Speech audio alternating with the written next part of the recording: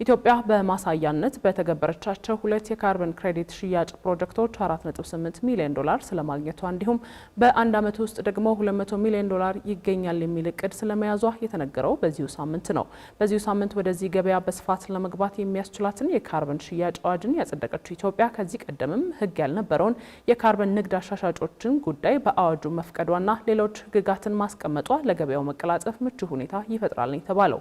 ተከታዩ የአቤል አበበ የትኩረት ዘገባ የካርበን ሽያጭ ምንድነው ከሚለው አንስቶ በኢትዮጵያ ያሉ ምቹ ሁኔታዎችና የዘርፉ መሰናክሎች የሚዳሰሱበት ይሆናል።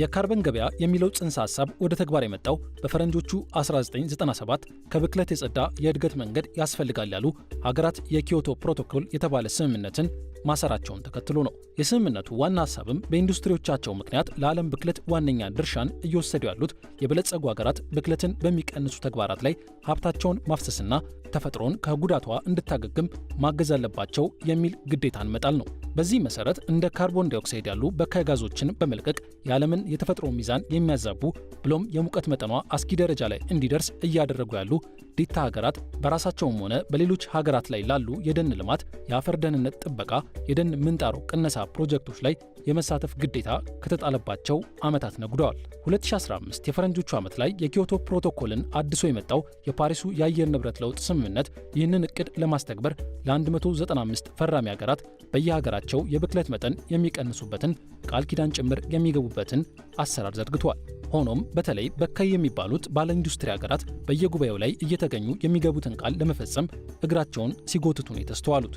ብዙዎቹ ባለጸጋ ሀገራት የገቡበትን ካርበንን የመቀነስ ቃል ኪዳን መወጣት እየቻሉ አይደለምና ያንን ካሳኩ ሀገራት ላይ የካርበን ግዢ መፈጸምን ዋነኛ አማራጫቸው አድርገው ነው የዘለቁት። ወደ ጉዳዩ በጥልቀት ከመግባታችን አስቀድመን እዚህ ጋር ለመሆኑ የካርበን ሽያጭ ማለት ምን ማለት ነው? ኢትዮጵያና የካርበን ሽያጭስ ምንና ምን ናቸው የሚለውን ጥያቄ መልሰን እንለፍ። ለምሳሌ 1 ሄክታር ያለው አርሶ አደር ሄክታሩን በሙሉ ዛፍ ቢተክል እሱ ማሳ ላይ የተተከሉት ተክሎች ካርቦን ዳይኦክሳይዱን ሲመጡ ለዓለም የሚያደርገው አስተዋጽኦ ይቀየርና ወደ ገንዘብ እሱን ሸጦ ተጨማሪ ገቢ እንዲያገኝ ማድረግ ማለት ነው። እንደ አገር 100% ከካርበን ትሬድ እናገኛለን። ከዛ ውስጥ 60% ለአርሶ አደሩ ይሄዳል፣ 40% ደግሞ እንደ ሀገር እንጠቀምበታለን ማለት ነው። ካርቦን ዳይኦክሳይድ የሚለቁ አገሮችና ካርቦን ዳይኦክሳይድ አትሞስፌር ውስጥ ያለው እንዲመጠጥ የሚያደርጉ አገሮች ሁለቱ በስምምነት የሚያደርጉት ውልና የሚከፋፈሉት ክፍያ ማለት ነው። እንደ ሌሎቹ ሀገራት ሁሉ የካርበን ልቀት መጠንን ለመቀነስ ለ3 ያክል ጊዜያት ቃል የገባችው ኢትዮጵያ በቀጣዮቹ 10 ዓመታት ውስጥ የካርበን መጠንን በ70.3% እቀንሳለሁ ነው እቅዷ።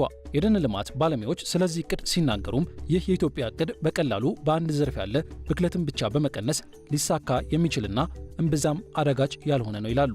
ስለዚህ የኢትዮጵያ ዋነኛ ትኩረት የደን ልማትን ማስፋት፣ ምንጣሮን መቀነስ እንዲሁም የአፈር ለምነትን ከማሳደግ ባለፈ በካይ ያልሆኑ ኢንዱስትሪዎችን በማስፋት ከብክለት ነፃ ትራንስፖርትና ጥቅል ኢኮኖሚ መገንባት ነው ማለት ነው። ቀጥሎም ኢትዮጵያ እነዚህ በካይ ያልሆኑ ዘርፎች የሚያመነጩትን ትርፍ የካርበን ክሬዲት ወይንም ወደ ገንዘብ የሚቀየር ከከባቢ አየር የተወገደ የካርበን መጠንን ለሌሎች ሀገራት በመሸጥ የውጭ ምንዛሬ ማስገባት የመጪ ጊዜ እቅዷ ነው። ይህን ማድረግ ያስፈለገውም ሀገራዊ ብክለትን የመቀነስ ቃል ኪዳኗን ለመፈጸም በሚቀጥሉት 10 ዓመታት $106 ቢሊዮን የሚያስፈልጋት በመሆኗ ጭምር ነው።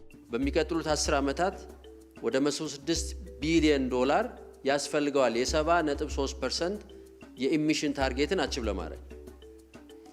ከዚህ ውስጥ ወደ 22 ቢሊዮን አካባቢ የሚሆነው በሀገር ውስጥ በመንግስት በህዝብ ኢንቨስትመንት ላይ የሚመሰረት ነው which is 40% አካባቢ የሚሆነውን ኮንዲሽናል በሆነ መንገድ እኛ መቀነስ ይጠበቅብናል። ቀሪውን ፐርሰንት ደግሞ ከኢንተርናሽናል ክላይሜት ፋይናንስ ኢትዮጵያ ማግኘት አለባት። ይሄን ትልቅ ኤክስተርናል ፋይናንስ ወደ ሀገር እንዲመጣ ለማድረግ አንደኛውና ትልቁ እንደ ትልቅ መሳሪያ ተደርጎ የሚወሰደው የካርበን ማርኬት ነው። ኢትዮጵያ የካርበን ሽያጭ ላይ በስፋት ለመሰማራት የ10 ዓመት ስትራቴጂ ማዘጋጀቷ ሲነገር ገና ገበያውን ያልተቀላቀለች ቢመስልም እውነታው ግን እንደዚህ አይደለም።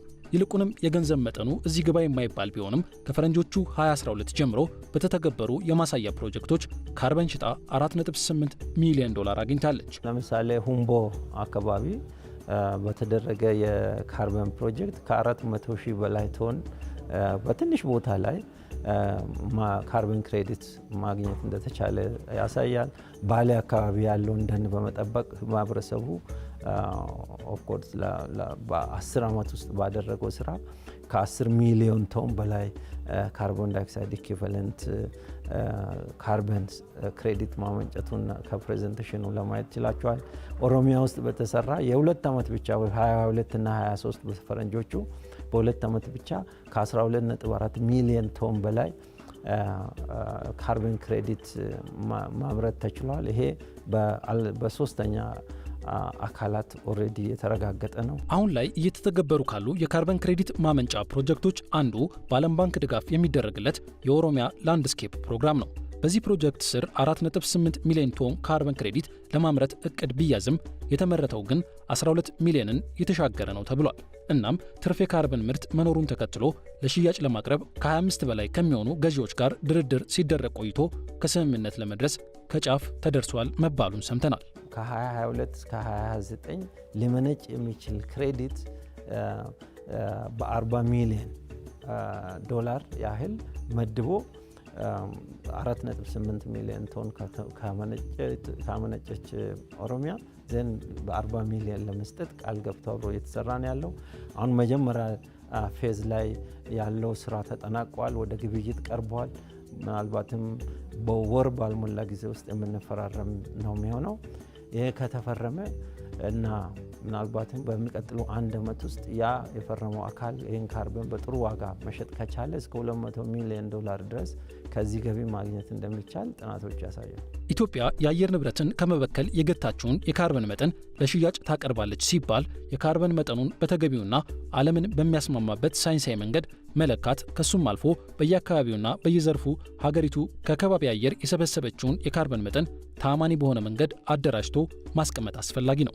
የነዳጅ መኪናን በኤሌክትሪክ መተካቱ፣ በአረንጓዴ አሻራ ላይ በንቃት የመሳተፍ እንቅስቃሴዎች ብሎም በየዘርፉ አረንጓዴ ኢኮኖሚ ይቅደም በመባሉ የካርበን ልቀትን ምን ያክል መቀነስ ተቻለ የሚለውን ሰንዶ ማስቀመጥና ለገበያ ማቅረብ ይጠበቃል ማለት ነው። ወደ እውነታው ስንመጣ ግን ለመጪው ገበያ በብዙ መልኩ ራሷን እያዘጋጀች ያለችው ኢትዮጵያ ይህም መሰረታዊ የሽያጭ መረጃ እጇ ላይ አልያዘችም።